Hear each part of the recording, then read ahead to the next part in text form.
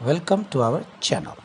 आज हम करेंगे fire and ice first flight की सेकंड पोएम, जिसके लेखक हैं रॉबर्ट फ्रॉस्ट, जिनकी एक पोएम डस्ट ऑफ स्नो भी हमने पढ़ी। अब पढ़ते हैं इसे। हेलो स्टूडेंट्स, ये है फायर एंड आइस, आपके सिलेबस की दूसरी पोएम। पहली पोएम भी बहुत छोटी सी पोएम हमने पढ़ी, डस्ट ऑफ स्नो, और ये रॉबर्ट फ्रॉस्ट की ही लिखी हुई पोएम है फायर एंड आइस। तो फायर एंड आइस का मतलब क्या है? ये एक्चुअली एक सिंबॉलिक पोएम है। जैसा कि हमने वर्ड मीनिंग्स में पढ़ा कि fire is the symbol of desire, आदमी की इच्छाएं जिनका कभी भी अंत नहीं होता। Ice is the symbol of hatred, एक दूसरे से जो घृणा करते हैं। तो पोएट सिंबॉलिक ढंग से कह रहा है। वैसे तो साइंटिफिक वे में अगर हम सोचें तो बहुत से हमारे भविष्य वक्ता भी हैं, साइंटिस्ट भी हैं। दे हैव प्रेडिक्टेड, क्या प्रेडिक्शन की है, भविष्यवाणी क्या की है कि one day the world will and either in fire or in ice.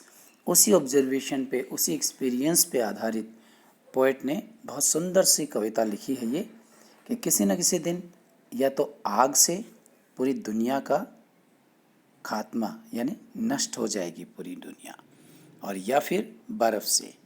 बर्फ़ मतलब हेट।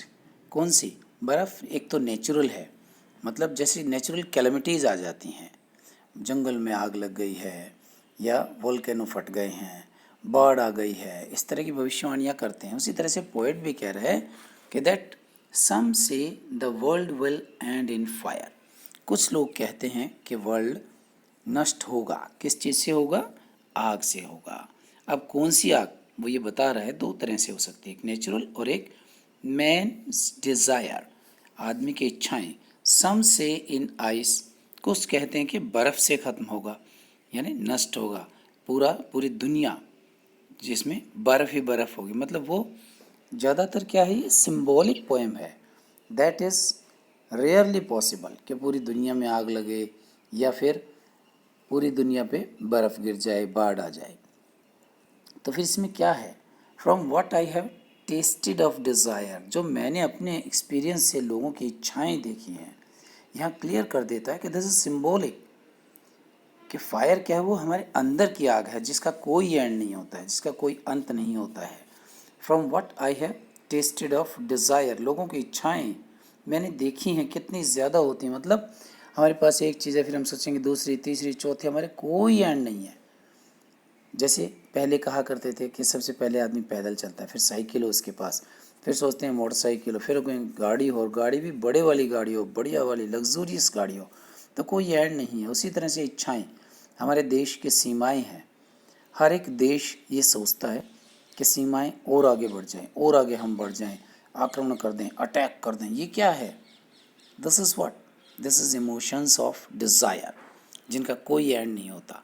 तो इसी तरह से पोएट यही कहता कि world will and in fire and I hold with those who favour fire.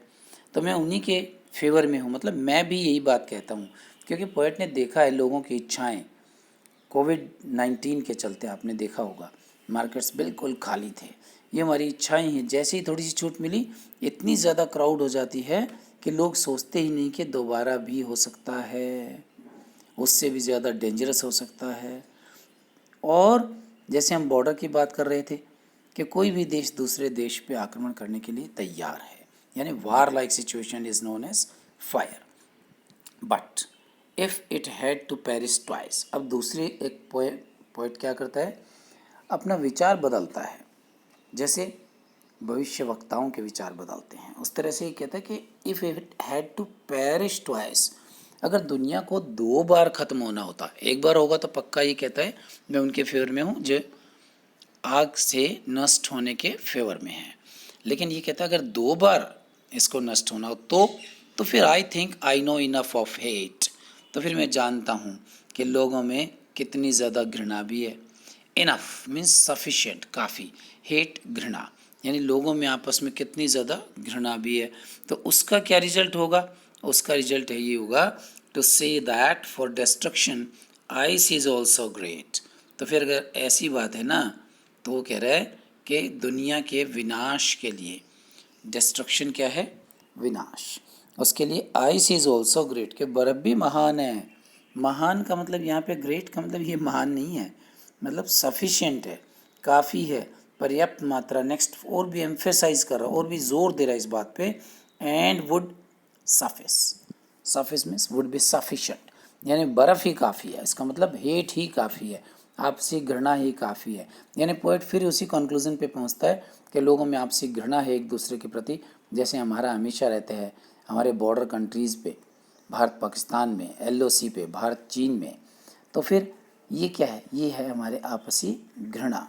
तो ये घृणा भी एक ना एक दिन कहीं ना कहीं ख़त्म कर देगी। और अरेबियन कंट्रीज़ है जिनमें वॉर चलता ही रहता है, तो फिर वो युद्ध की स्थिति वो कहाँ से प्रोड्यूस होती है, कहाँ से आती है युद्ध की स्थिति, आइस। आइस किसका सिंबल है, हेट, एक दूसरे से हेट करेंगे तो फिर ice will result into destruction, तो फिर ये विनाश में तब्दील हो जाएगी। तो फिर पोएट क्या कहता है कि दोनों में से एक ऑप्शन होना है, आज नहीं तो कल, यानी दुनिया का विनाश either in fire or in ice.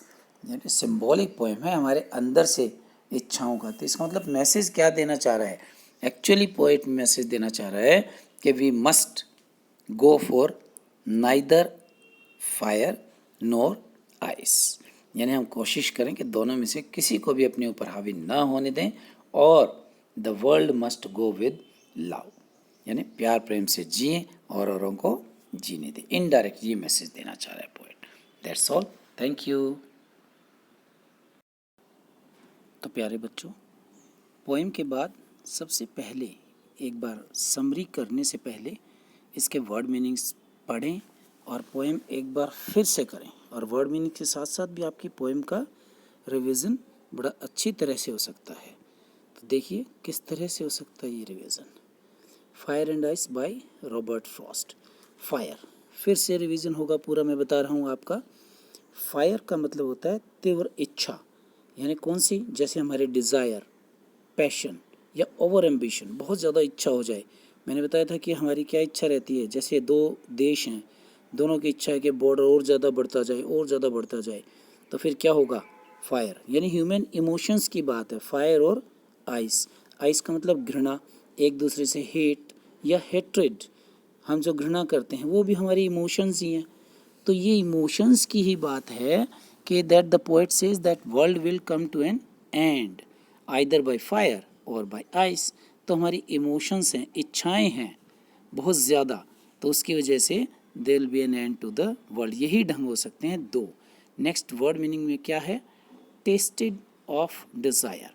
ये पोएट किस बेस पे कहता है, उसकी जो ऑब्जर्वेशन है, उसने अपने दोस्तों को देखा है, लोगों को देखा है, किस बात के लिए, लोगों की इच्छाओं का अनुभव है उसका, कि लोगों की इच्छाएं कम ही नहीं होती है, ख़त्म ही नहीं होती हैं, इसलिए वो कहता है I tasted of desire. Next क्या है, फेवर। फेवर आपको मालूम ही है, पक्ष में होना किसी भी चीज़ को या किसी पक्ष में लेना। पोएट कहता है ना I am in favour of, और आई होल्ड विद, मैं उनके साथ हूँ, उनके साथ मतलब जो फायर को फेवर करते हैं, मतलब जो ये मानते हैं कि the world will come to an end with fire, मैं उनके फेवर में हूँ। और नेक्स्ट वर्ड इज़ पेरिश। तो पेरिश का मतलब क्या है, नाश या नष्ट होना या विनाश होना। और नेक्स्ट भी वर्ड बिल्कुल वैसा का वैसा है, पेरिश मीन्स डिस्ट्रक्शन भी होता है, दोनों शब्दों का एक ही मीनिंग भी हो सकता है, नाश या नष्ट, तोड़ फोड़ हम सिंपल कह देते हैं, नष्ट होना, विनाश होना, कोई डिफरेंस नहीं है। इसी तरह से दो और वर्ड्स हैं, इनफ और सफिस पोएम में, और दोनों का मतलब क्या है, सफिशिएंट यानी काफ़ी, पर्याप्त मात्रा में। तो ये हुए आपके word meanings.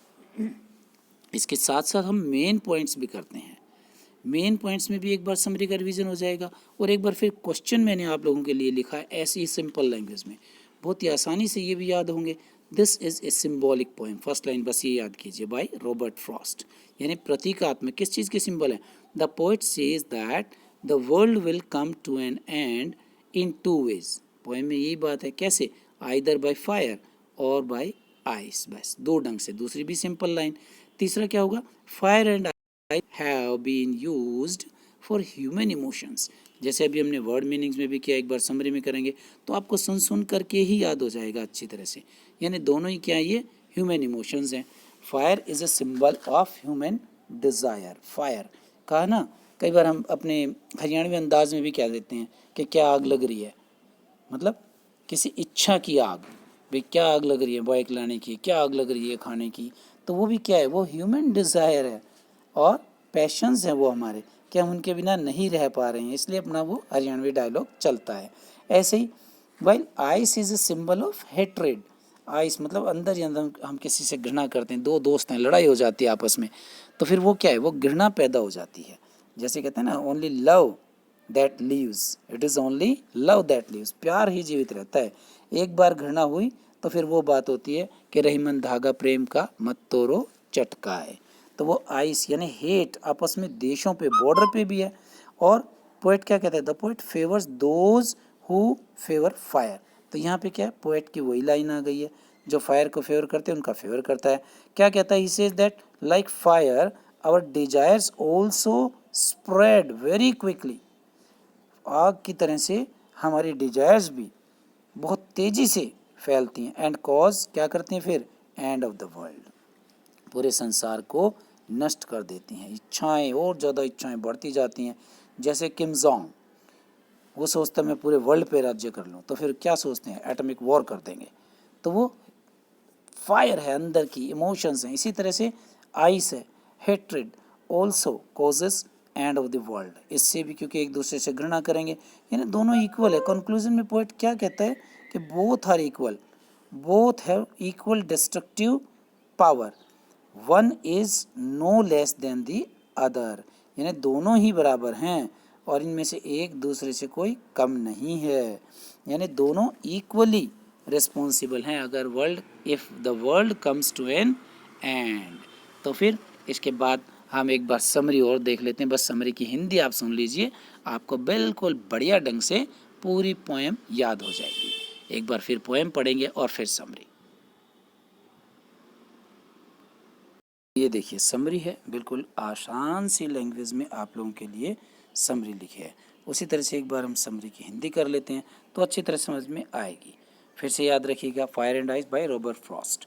Fire and ice is a small poem written by Robert Frost. ये लाइन सभी पोएम्स में लिख सकते हैं आप कि this is a poem, very beautiful poem written by this poet.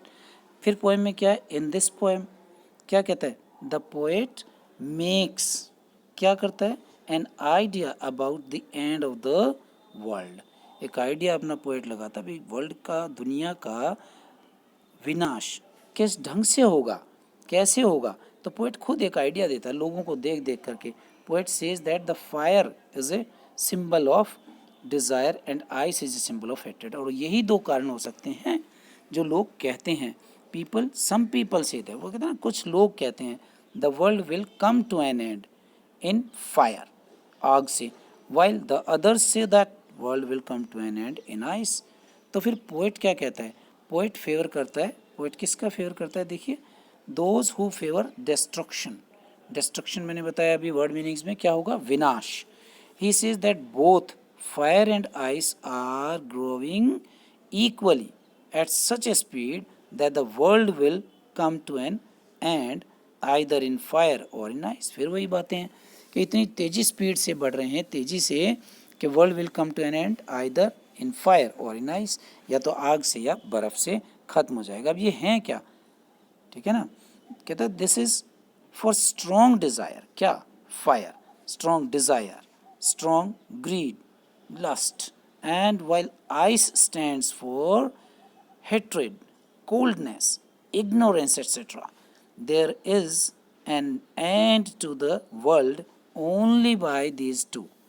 यानी there will be no end to fire and ice. ये बात कह रहा है कि इनका कोई अंत नहीं है, कोई सीमा नहीं है, ये बढ़ती ही जाएंगी और आखिर में क्या होगा, the world will come to an end. So the end is only in the destruction of the world. यानी इनका ये कब लिमिट है फायर एंड आइस की, जब पूरे संसार का विनाश हो जाएगा। तो बस ये छोटी सी पोएम है, इसके थ्रू मैसेज पोएट ये देना चाह रहा है कि we must live in love with each other. Life is to love each other, not to hate each other, right. Thank you. बहुत अच्छा लगेगा आपको 2-3 बार पढ़ करके, सुन करके।